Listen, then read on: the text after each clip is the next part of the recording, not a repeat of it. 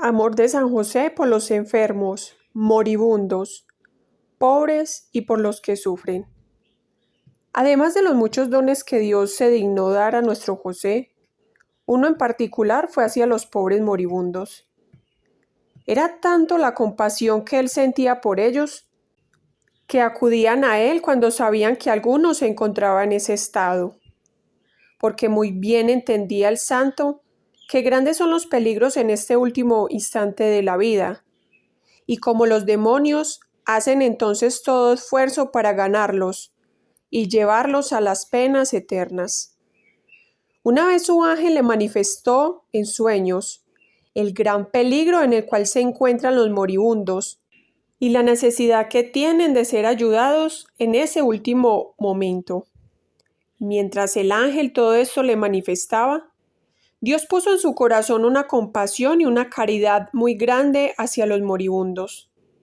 Esto hizo con su gran providencia, mientras Dios, al verlo destinado a ser abogado de los moribundos, quiso que también en vida se ejercitara en esta obra de tanta caridad, y le dio gran amor y compasión hacia los agonizantes, haciéndole también entender las grandes necesidades que éstos tienen en estos últimos momentos, de los cuales depende una eternidad, o de dicha eterna, o de infelicidad y miseria. Por lo tanto, encendió nuestro José el vivo deseo de ser útil a los moribundos. Se consumía todo cuando sabía que alguno se encontraba en agonía, y estaba horas enteras de rodillas suplicando a su Dios por el trance feliz de esa alma, de modo que fuera a descansar en el seno de Abraham. No había para él ni alimento ni descanso cuando se encontraba en esto, sino que totalmente estaba dedicado a suplicar a Dios por las necesidades del moribundo. Y cuando tenía la suerte de encontrarse presente, nunca lo dejaba hasta que no hubiese terminado su vida, animándolo a confiar en la divina providencia y a superar los asaltos de los enemigos infernales. Los moribundos sentían gran consuelo por la asistencia del santo. Los demonios quedaban muy debilitados en fuerzas por las oraciones que hacía, y Dios le hizo esta gracia, que todos aquellos que en su muerte tuvieran la presencia del santo no perecieran. José lo conocía con gran claridad, y de esto se consolaba mucho y daba gracias a Dios por ello. Se enfureció mucho el demonio por este oficio de caridad grande que practicaba el santo, y una noche, entre otras, que un alma se había salvado por la asistencia del santo, se le apareció todo asustado y de horrible aspecto, y lo amenazaba con hacerle daño, si no desistía de este oficio. El santo se atemorizó al ver a ese horrible monstruo y acudió a Dios pidiéndole su ayuda, por lo cual desapareció el dragón infernal. Y nuestro José quedó en oración en la que escuchó las voces de su Dios, que lo animaron para que no temiera, sino que continuara haciendo la caridad a los moribundos, de lo cual Dios tenía una gran complacencia. Animado por la voz interna, el santo, completamente consolado, se llenó de mucha más caridad hacia los moribundos, y seguía ayudándolos con sus fervientes oraciones, y se consideraba feliz aquel que lo podía tener presente en su muerte. En efecto, era feliz, porque no solamente era liberado de los asaltos furiosos de los enemigos infernales, sino que su alma iba a un lugar de salvación por las oraciones del santo. También por esta caridad que nuestro José ejercía, tuvo que pasar por muchas angustias y persecuciones por parte de gente malvada e instigada por el demonio. Pero no por esto desistió nunca de hacer este oficio tan grato a Dios, y a menudo para animarlo le hablaba a su ángel.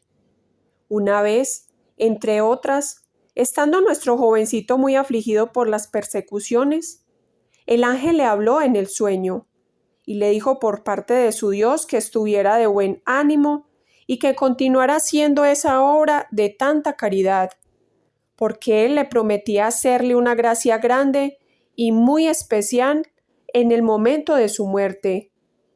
No le manifestó en qué consistía dicha gracia, pero fue muy grande al tener la suerte de morir en medio de Jesús y de María, con su amorosa asistencia.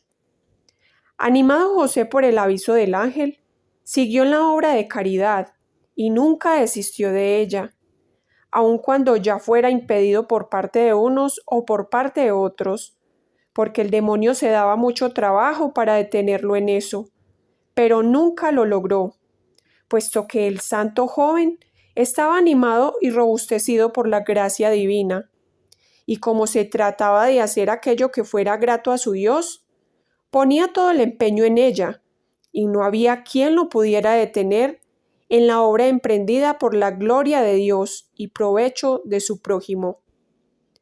A veces era avisado por su ángel acerca de la necesidad que tenía algún moribundo de sus oraciones, y el santo se despertaba enseguida, se ponía a orar, pidiendo a Dios que se dignara asistir con su gracia a ese pobre agonizante, y no se levantaba de la oración hasta que Dios no le asegurara su ayuda.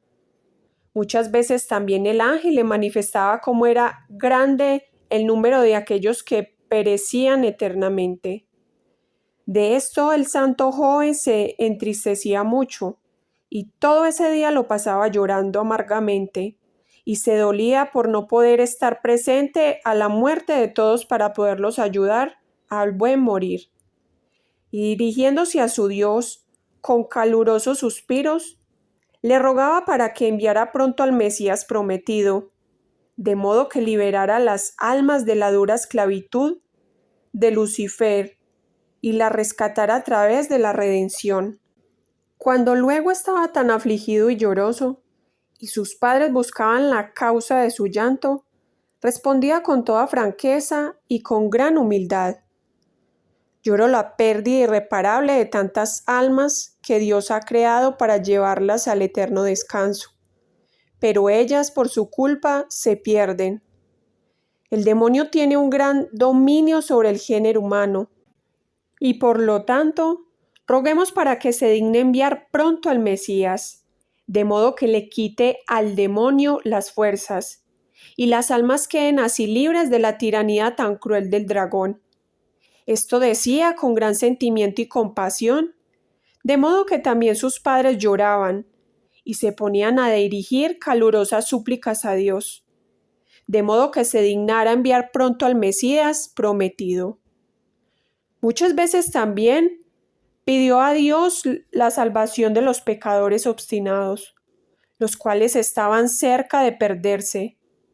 El santo se ponía a orar suplicando a Dios para que les devolviera la salud, y así pudieran arrepentirse de sus errores y pudieran luego salvarse. Para obtener esta gracia se dedicaba a la oración durante días enteros, acompañándolo también con el ayuno. Por lo tanto, rara vez sucedía que el santo no obtuviera la gracia que solicitaba. Y todo lo que hacía era oculto a los ojos de los hombres, y lo manifestaba solamente a su Dios. De esta manera eran muy gratas a Dios las oraciones de nuestro José, y la caridad que ejercía hacia el prójimo moribundo.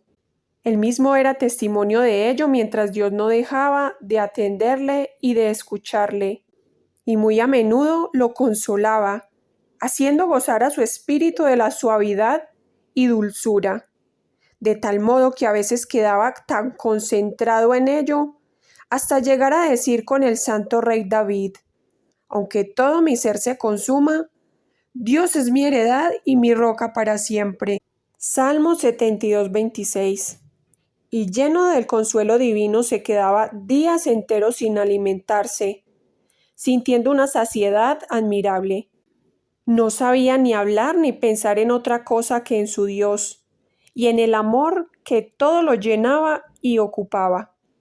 Queridos hermanos, esta lectura fue tomada de las revelaciones privadas de la sierva de Dios, Madre María Cecilia Baig. Si bien la Iglesia Católica no considera obligatorio creer en las revelaciones privadas, el Vaticano lo declara oficialmente libre de errores doctrinales y morales, pues el 17 de marzo de 1920 fueron presentados los manuscritos al Papa Benedicto XV en una audiencia privada durante el mes de San José, y el Sumo Pontífice animó a publicarlos.